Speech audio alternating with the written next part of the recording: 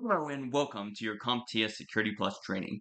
My name is Paris Wolf and I'll be guiding you through this journey today. So with public key infrastructure, it's a framework to be able to set up public key encryption and digital certificates.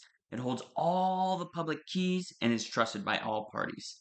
So an example, if you work at a company, every employee is going to have a public key that's stored within the public key infrastructure. So if employee A wants to send employee B an email, employee A is going to encrypt that email with employee B's public key. Now, employee B will decrypt that email with their private key.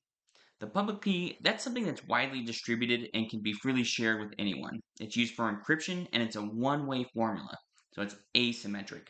Now, the private key, that's kept secret and known only to the key's owner. It's used for decryption and it's stored locally on the computer. Now, another concept is called key escrow, and that's when the private key is stored with a third party. And so, let's say you lost your key because you accidentally deleted it on your computer. You can reach out to that third party and they can retrieve that private key for you. Or another benefit is for law enforcement if you're doing something that you shouldn't be doing. Now, asymmetric encryption always uses a public key and private key. So you're going to see those terms on the test, and that's asymmetric. Now, examples that it's used with are public key infrastructure, digital certificates, and secure email communications.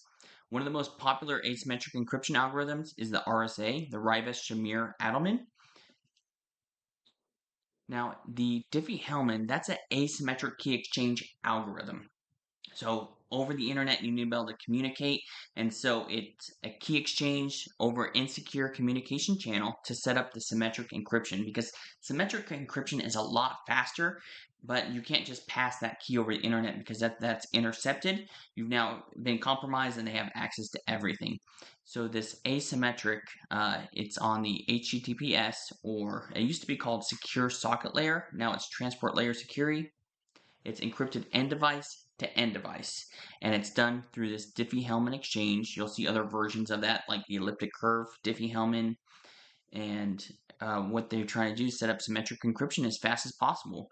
Symmetric encryption uses the same key pair. It's a lot faster, and the term used on the test is a shared secret key. So it's the same key on both sides.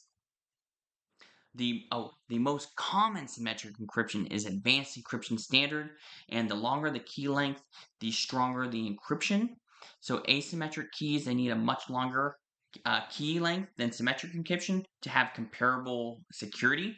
An example of that with RSA, you would need a 2048-bit key in order to provide the same level of security of a symmetric key of AES of 128. Now with encryption, there's full disk encryption that encrypts the entire hard drive. So let's say you have a drawer, a file drawer, or a file cabinet. The entire thing encrypted, that'd be the full disk encryption.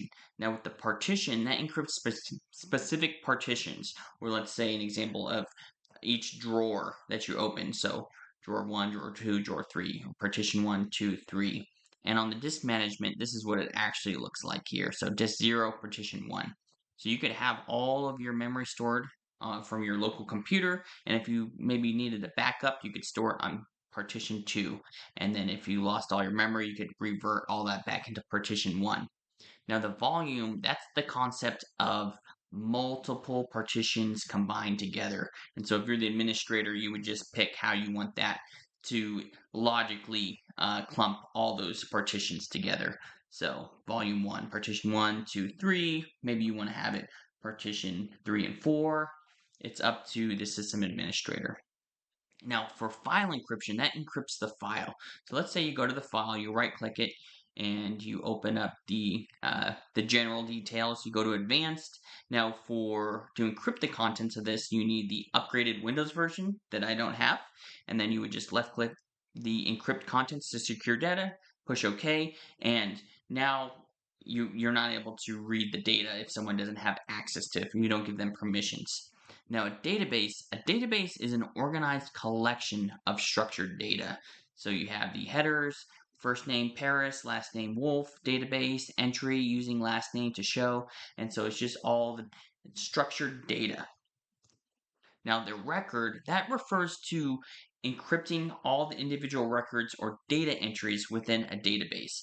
So here we have the employee ID, and here's what it originally looked like. But for a record, you want to encrypt maybe more sensitive materials, and so we have all of those encrypted. And so you're just encrypting maybe certain sections that are more sensitive to protect that data. Now, added bonus content.